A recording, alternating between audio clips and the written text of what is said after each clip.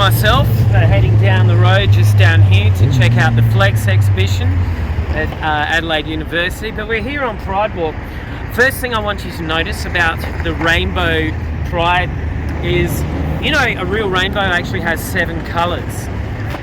With the pride rainbow, these guys always have 6 colours. They love the number 6, and for some reason, I don't actually know why, the number 7 is associated with God and 6 is associated with the devil. But we're outside another higher learning institute. This is a College of the Arts. You can tell because there's a man looking very, very camp there in the window. So once you finish your degree, you come out of there looking like that guy. Pride Walk, let's have a look.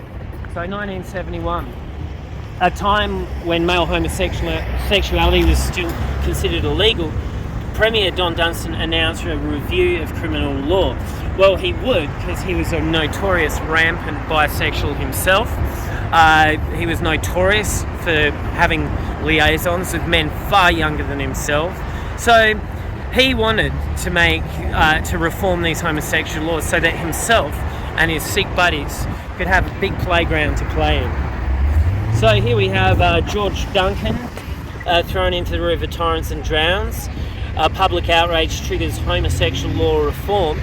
So the story of Peter Duncan was he was a homosexual professor at Adelaide University back in 1972, and he was getting up to lots of liaisons at night, quite often, from what I've heard, quite often with underage men. And I've actually heard that some outraged citizens actually attacked George Duncan because they were outraged he was having affairs with some of his university students, and they threw him into the river himself. So in my personal opinion, no great loss there if this is true.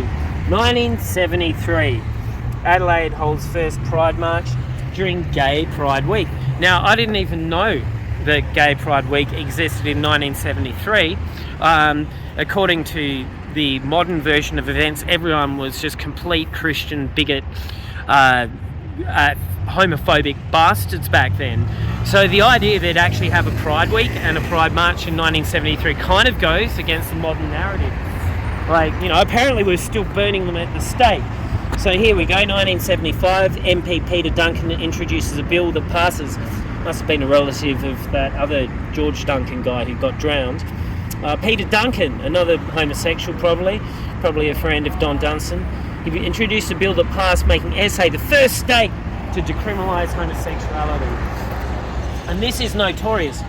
1979, police files on homosexuals are burned in the Centenary Park crematorium. Now, this is pretty bad because a lot of those police files contain very detailed information on homosexuals who are actually pedophiles. A lot of these are high-ranking pedophiles. A lot of these people were associated with a lot of politicians, and the thing was these more elite homosexual pedophiles, part of them passing this law was to destroy all the collected police information on themselves and their friends. So they all files were burned. So no one ever mentions that. So 1984, Equal Opportunities Act makes discrimination against a person's sexuality illegal. So we've had full sexual equality since 1984. 1986, the AIDS Council of SA leads a community in improving greater awareness of HIV and AIDS. Well, the question here is, why do so many homosexual males have AIDS? It's an epidemic. It's still going on to this day. It's a very unhealthy lifestyle. 1989, first annual... Oh, look how many letters they've got now. Now, they're going to need a bigger walkway by the time they finish with all these letters. Okay, here we go. First annual feast, Adelaide's Queer Cultural Festival. So they were getting their own personal celebrations 25 years ago.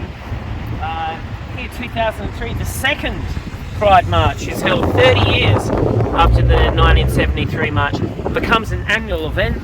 Well, it's beyond an annual event, it's just an eternal event now. Community leader Ian Purcell AM is awarded the Order of Australia. I don't even know who this guy is, and I don't want him. He literally gets awarded the Order of Australia for some kind of homosexuality. So there you go. So it's the Homosexual Olympics here.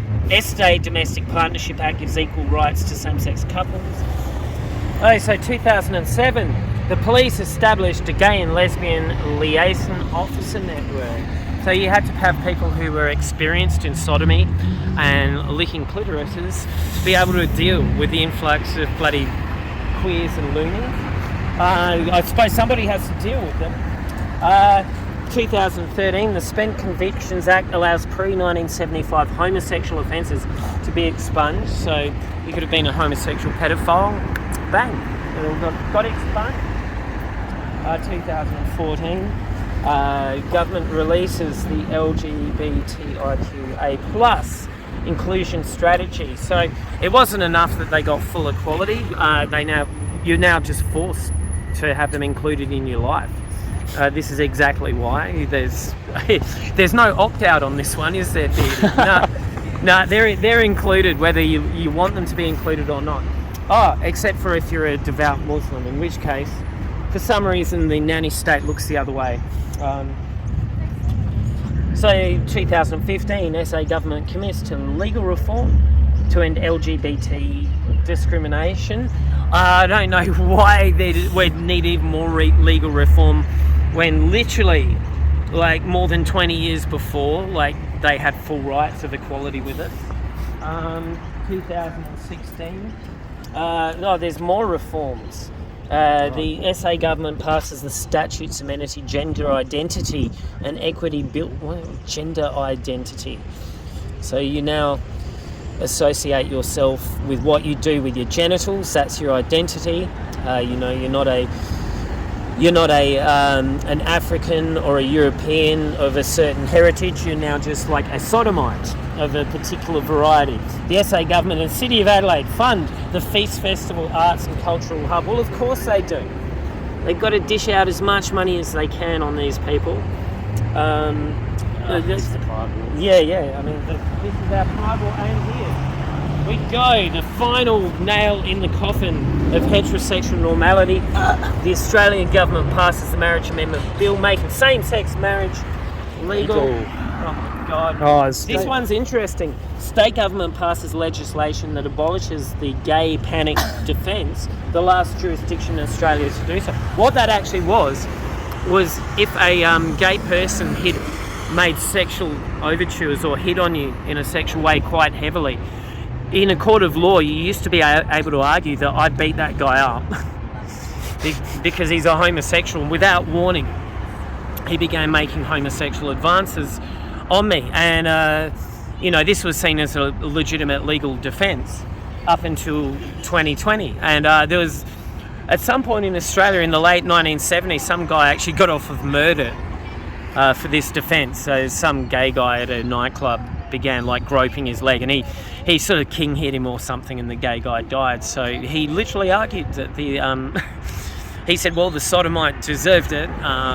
He's going around being creepy, and I hit him and he died. So now this is something that's just emboldened homosexuals to be very, very sexually forward. The last line of defence of the average citizen to take defensive action against excessive sexuality from gay people. The last line of legal defence has now been removed. What's at the end of the gay rainbow? Adelaide University.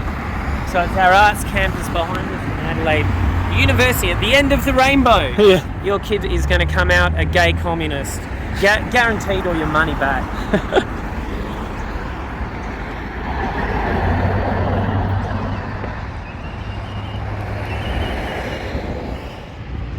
Well, that was a long time ago.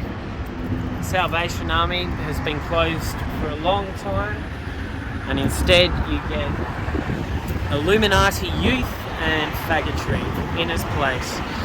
Instead of God and temperance and glory to your nation, you get the gutter. Alright, we're here at Hipster Central. We're outside the University of South Australia, and we're about to check out the Flex exhibition, and this is where the New World Order technocrats are flexing their muscles. They're trying to turn everybody basically into these bio-android medical experiments, and they're putting on this exhibition telling this is a good thing. So we're going to go inside and see just what is going on here. Come in and flex with us. Oh, look at that. It's built on the traditional lands of the Guyana, and if we went back only 100 years in time and talked to some Indigenous elders, what would they think of these kind of robotic bioorganisms that are now being built in our universities, and with all this sort of Indigenous endorsement attached to these projects?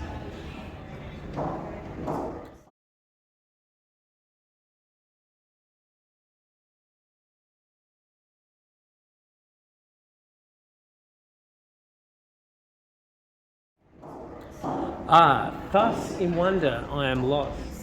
David Uanampon. So this man was an Indigenous elder who was quite widely respected, and they're using his name to promote this exhibition. And what they're doing with this exhibition, you will see, is they're trying to shock and awe everybody with this sort of nanobot, deranged Frankenstein technology that they're rolling out on the public. And it's no surprise that they're using Indigenous people's names, images and endorsements to endorse this project, because they're trying to make it seem like this is the kind of thing that all Indigenous people want, and that the future is also the past. They're trying to make it seem like a continuum of the Indigenous people being these Stone Age hunters, and now suddenly we're aiming for the stars, and we're aiming for the peak of nanotechnology, the peak of artificial intelligence. This is how they do it, right? They do this technocrat, high technology stuff, and they're just like trying to join it with this synthesis of tribalism and paganism.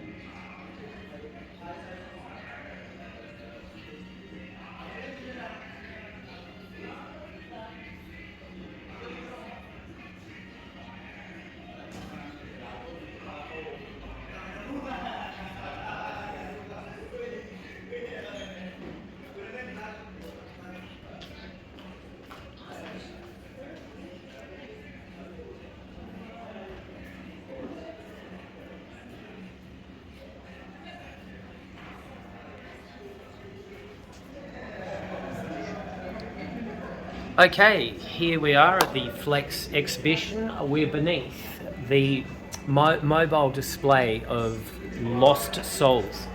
All these people have lost their souls, whether they're black, white, brindle. And this display is very disturbing. Is this the future of your body? So what's the future of people's bodies here?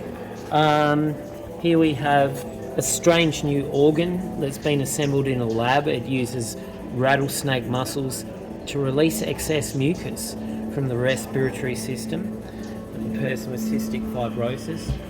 The one next to it, this organ uses parts from an electric eel. It releases an electric current to the heart when it recognises the heart is going into fibrillation or a heart attack. But this is the best one at all. This organ contains cells from the saliva glands of a leech. To avoid a stroke, the organ releases anticoagulant when it feels potential blood clot in the brain. So, is this the future of your body? Will you just be this amalgamation of parts, a hybrid of man, animal, and cyborg parts, that they're going to just assemble people in the lab? I mean, this exhibition, these people have spent millions, and it seems to be very popular. Look up here, we have incredible lab-constructed mutant pieces of meat that have kind of this cyborg intelligence. So this thing's just rolling out. You know, when I was a kid, everyone was just laughing that, you know, one day the future will be these weirdo cyborgs, and it was a kind of a joke, and we'd all say, well, that will never happen. It's happening. Look at that. Some nice, tasty, movable parts there, you know. I don't even know what that is, man. I don't want to know. What person or animal have they raided to create this hybrid thing?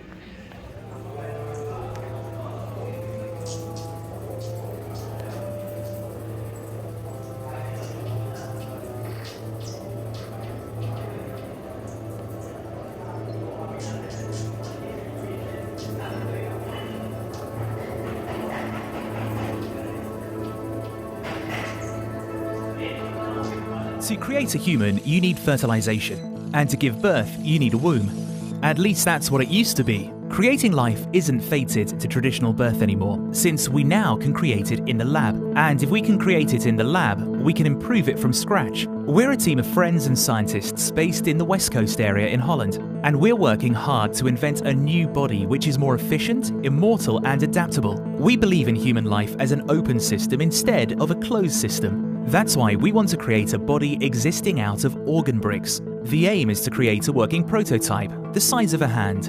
Our team includes a dedicated leader, a tissue engineer, a computer scientist, and a microbiologist. As with all scientific research, we can't be completely sure that this will work until we try it. But with your help, we're confident that we can turn this experiment into the first human modular prototype.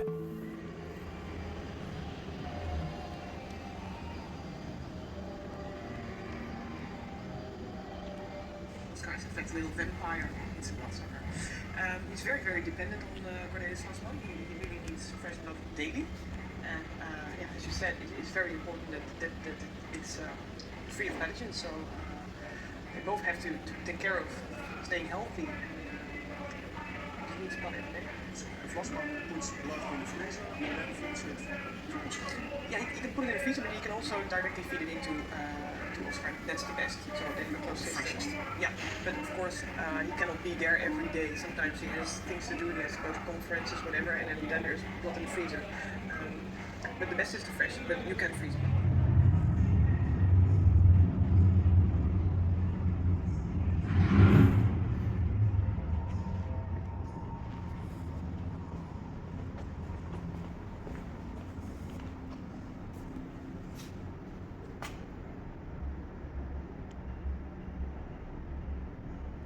So they're indoctrinating our children into becoming basically biological robots.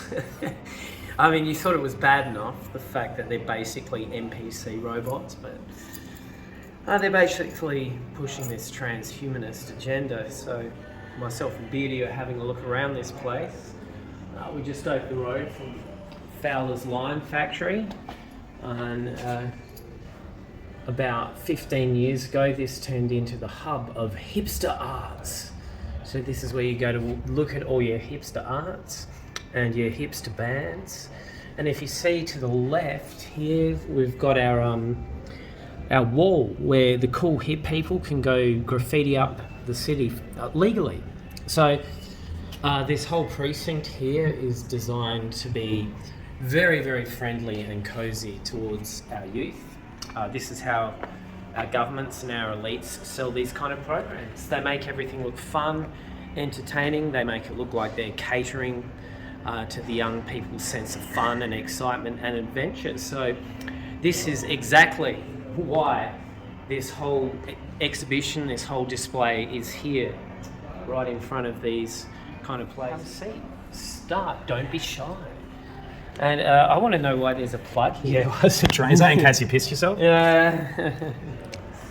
I doubted my own earrings in through the cartilage up here, and all the tattoos on my fingers are like poked. Let's start. Tell us what you Alright. think. You're invited to participate in a research study that looks at how the body and mind work together to make us feel pain. No personal information is collected and participation is voluntary. Okay, so continue.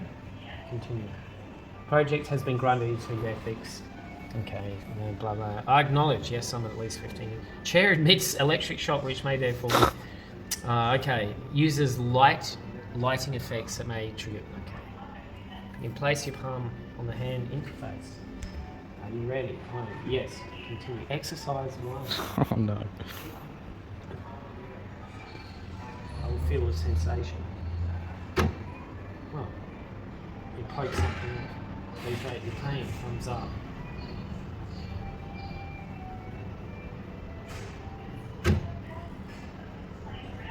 Thumbs up. What happened? It was a mild electric.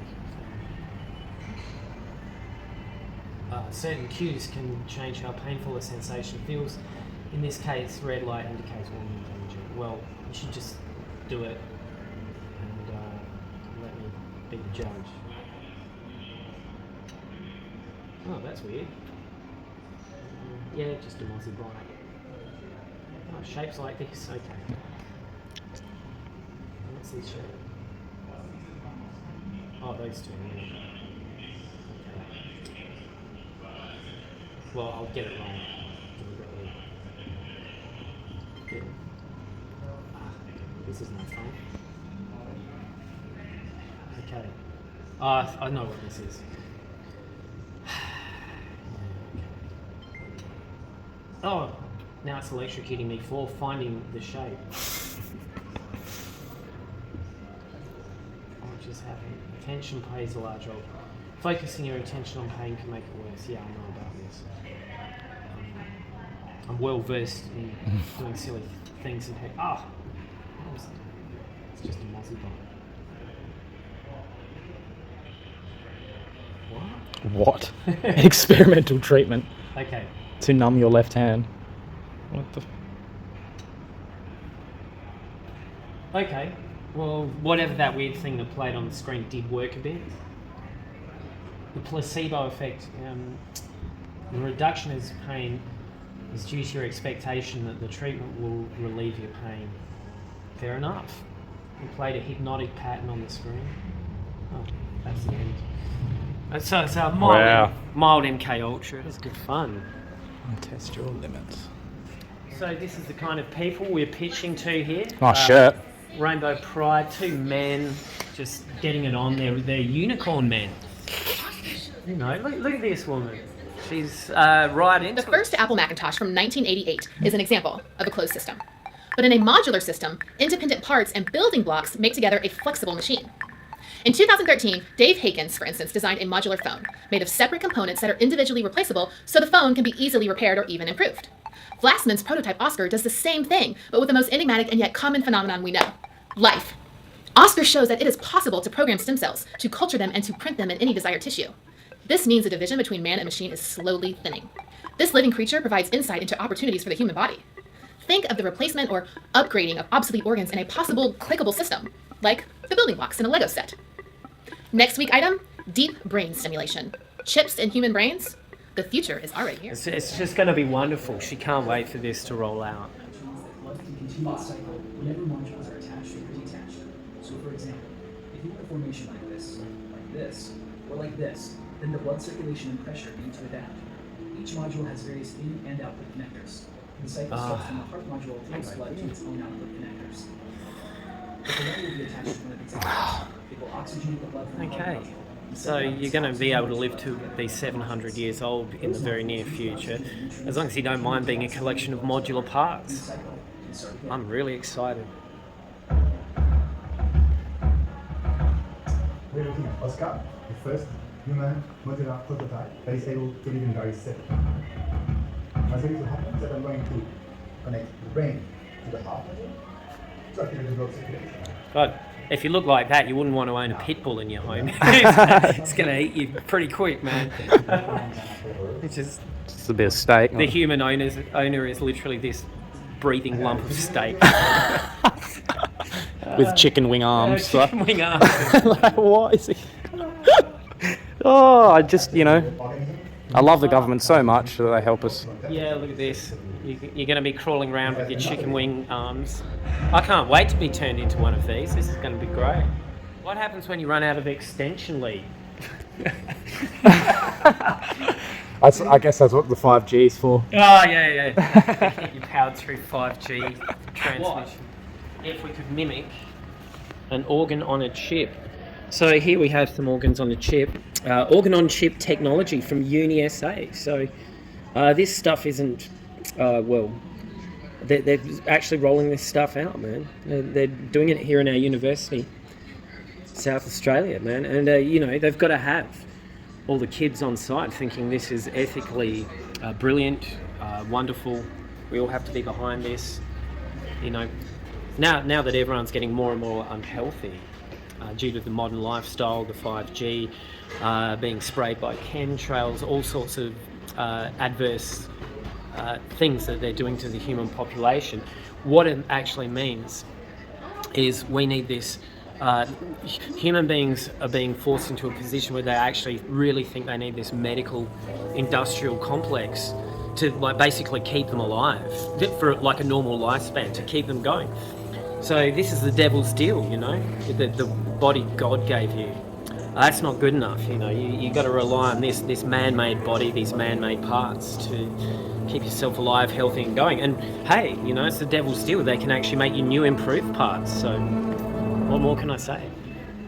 All right, we're on the first floor of this vast display here in Adelaide University. We're going to see traces of you play with yourself. Now, this is something that the modern men and women love to do. They have trouble engaging in normal sexual activity, so we're going to go in and play with ourselves.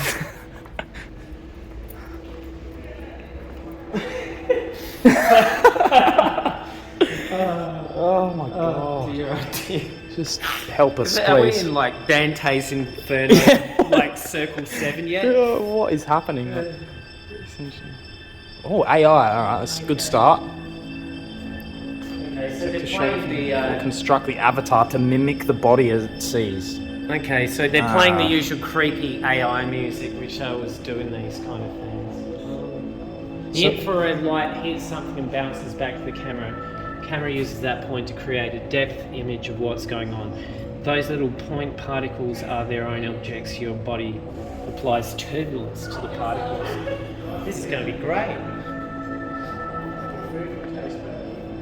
I'm interested in interactivity with computers, but making it embodied. We've got to be the embodiment of interactivity with the 5G world net. By not using a mouse or a keyboard, your body is the controller. This makes the experience more real.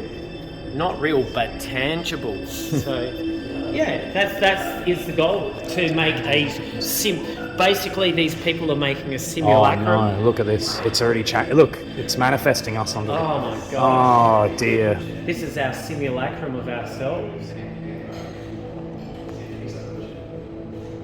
Oh, this is like me, but evil AI psychedelic me. I'll raise my hand up. Oh, look at this. Do the whole Hitler. Wow. Yeah, didn't recognise I was doing a I'll go back. National Socialist salute. Move into it. Okay.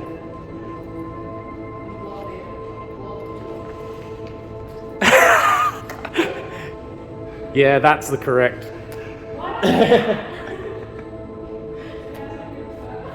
Alright. Have a go. Yeah.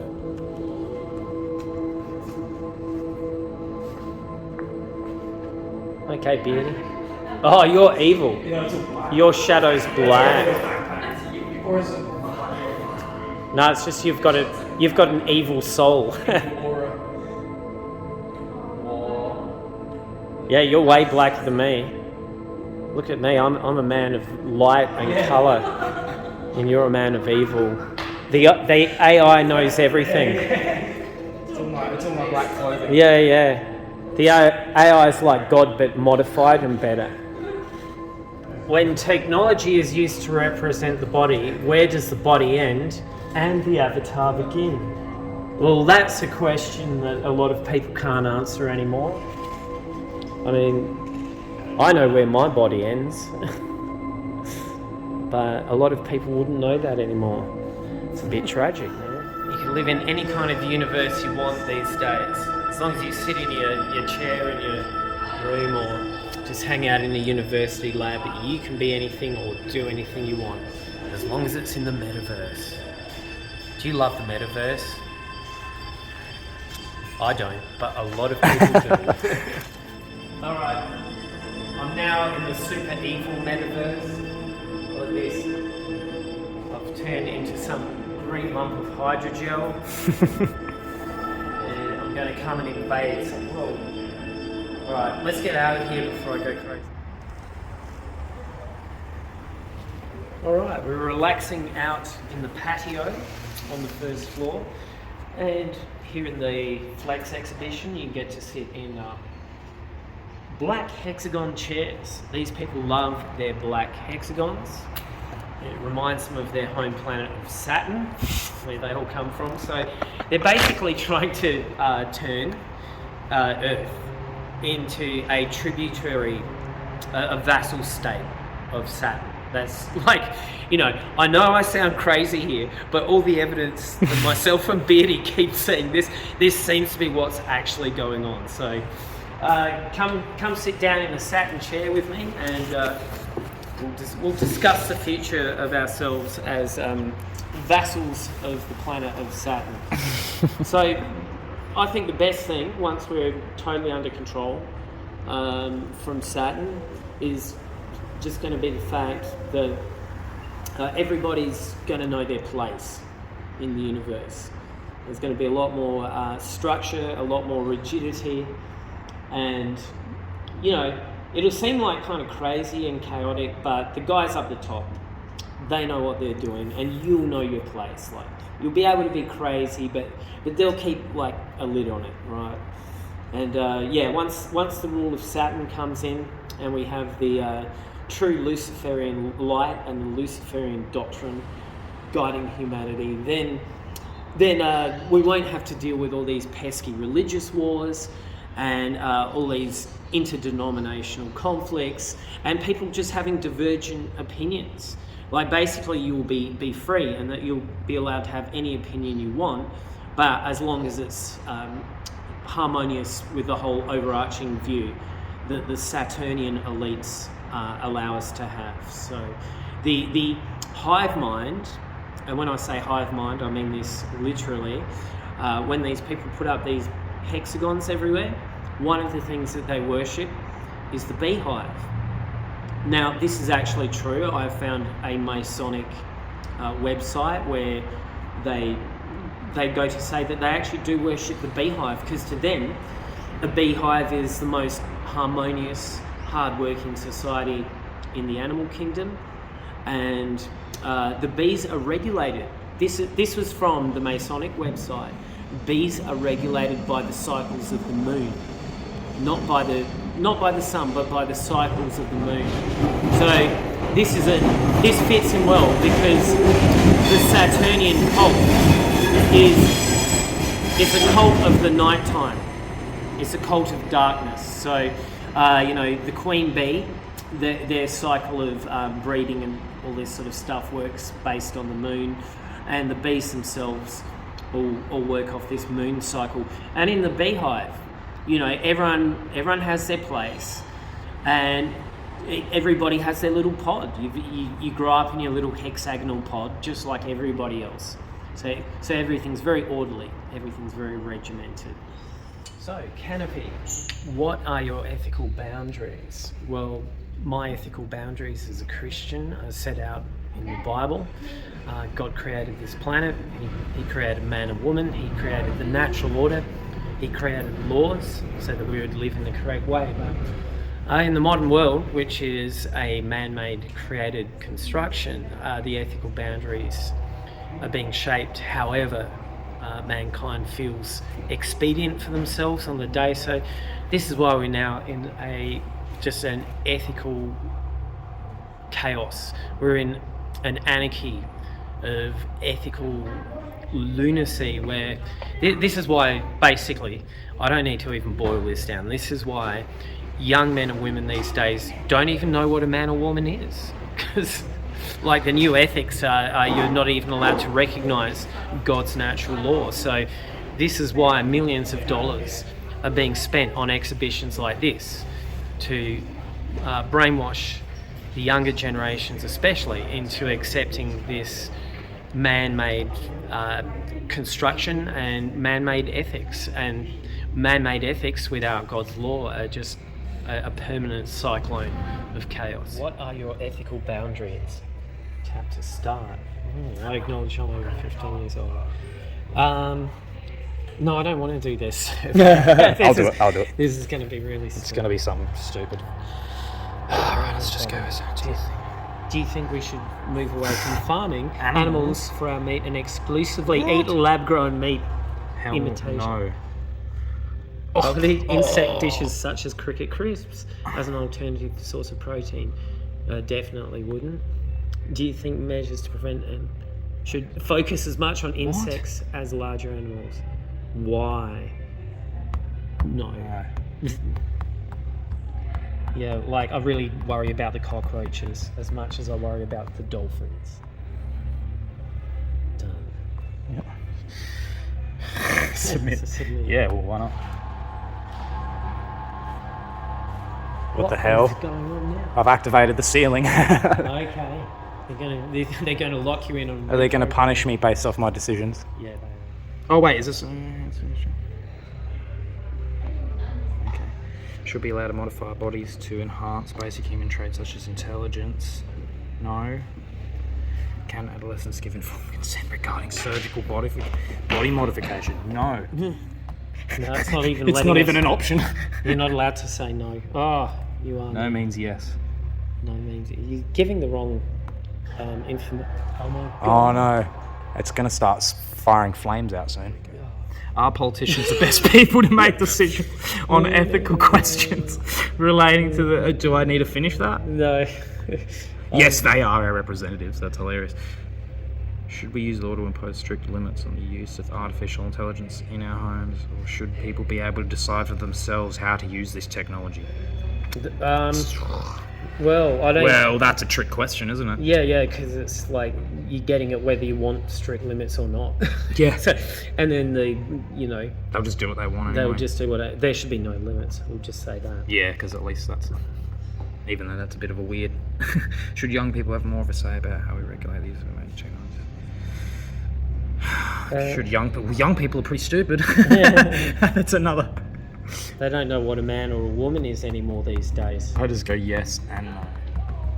Quite retarded. I stand by that.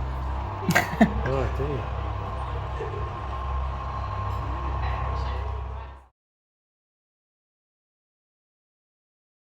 Quite likely, yes, actually. Lead to the end of pursuits like competitive gaming and sport. Oh, yeah, definitely. Yeah, it would. Yeah, it would. Definitely.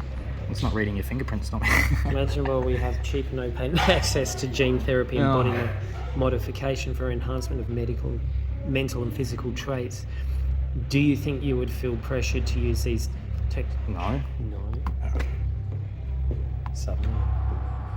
Done. I'm kind of over it.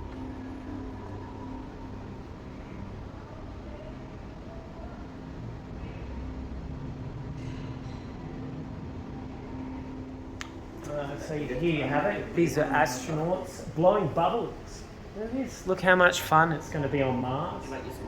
They've got their bubble blowing wand on Mars and they're blowing bubbles everywhere. I'm not sure if this will come out on this video, but this is what the man's doing. It's connected to these astrotheosophical charts.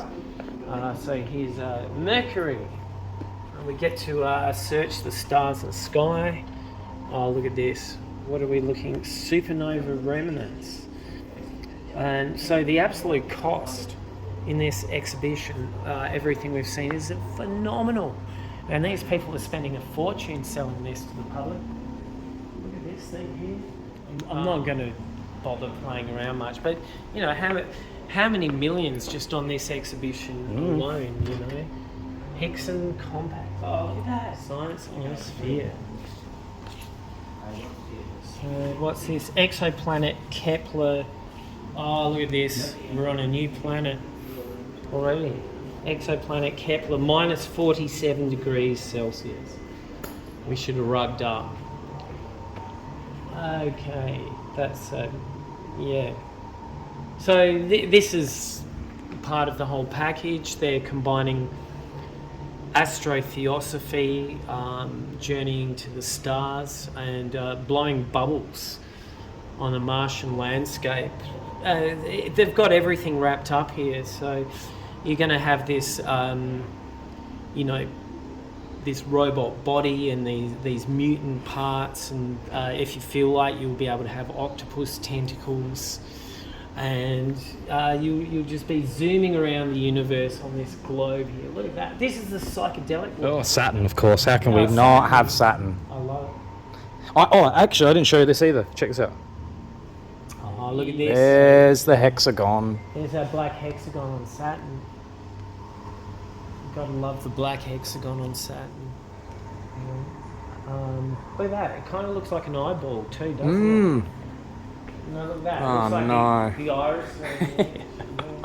The all-seeing eye. So, there you go. We've unlocked the mysteries of the universe in this room, and we're going to go and look at some other stuff.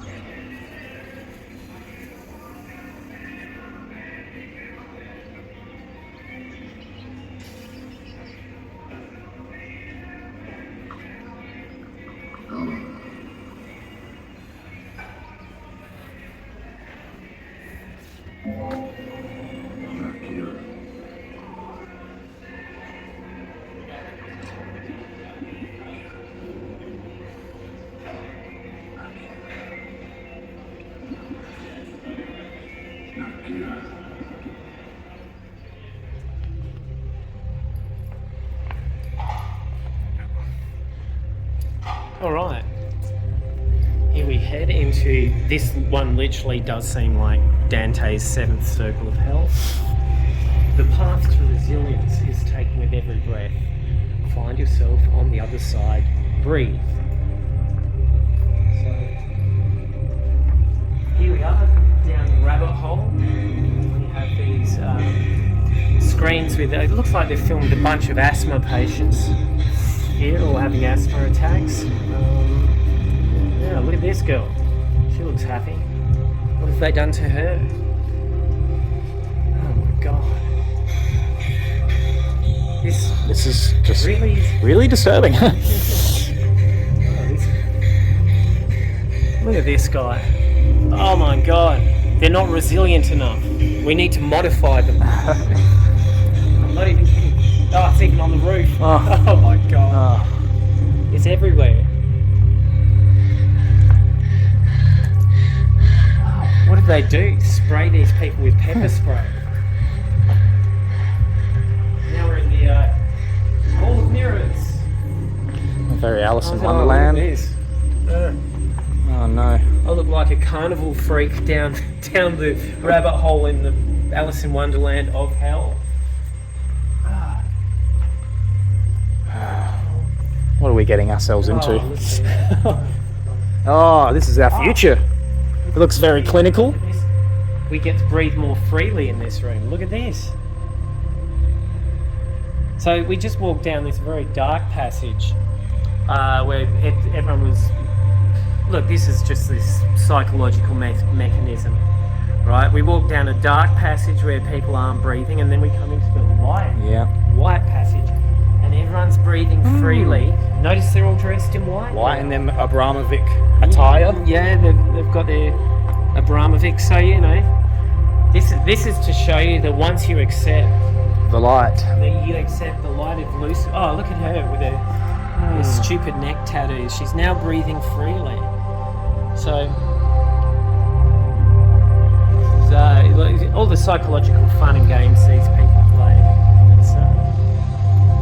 This is why they love these interactive displays. It's meant to immerse you. When they say interactive and immersive, what they're doing is they're immersing you in their deranged, twisted mindset.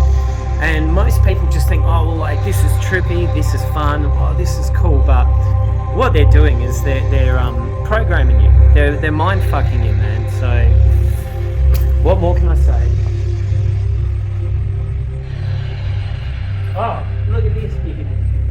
You have found yourself on the other side, just like I told you. You've found breathe.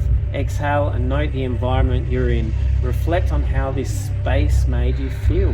What helps you cope in stressful situations? Are you responsible for your own resilience? I told you, this is what they're setting up. You know, you walk down the dark, stressful thing where people are, you know, you're surrounded by all this stupid noise and these pictures of people who can't breathe. And then you come down here and, you know, it speaks for itself. You've gone down the rabbit hole, it's stressful and dark. And then you come out the other end and they've saved you. They've helped you. You've found the light and you've learned resilience. All right, so we've been in the breathing space. And, oh, look at this. Straight after the breathing circle of hell, we come into Tandinyanga red kangaroo dreaming. And this is just set up like this deliberately. So what these people are doing is they're trying to make these connections with tribespeople who've like lived a totally simplistic life for tens of thousands of years. And somehow they're trying to blend this futurism with this tribal paganism. So at the top of the cult of Saturn, as these people are deeply pagan, they're anti-Christian, they're basically anti-morals, they're anti-life, but they're doing their best to tie their futuristic dystopian vision in with these sort of earth-based cults, like indigenous cults, indigenous people all around the world are all being... the elites are like really making a lot of overtures to them, forking out a lot of money, and it's to try and tie together this strange hybrid of futurism and neo-paganism. So these people figure if they can blend these two, then they can have a society that's perfect for themselves, right? Not perfect for you or me. They'll have the best of both worlds. They figure that everyone will be living in this kind of neo-pagan feudalism. But at the same time, will be run by artificial intelligence, computers and robots. So this is their wet dream on display here today at the Flex exhibition.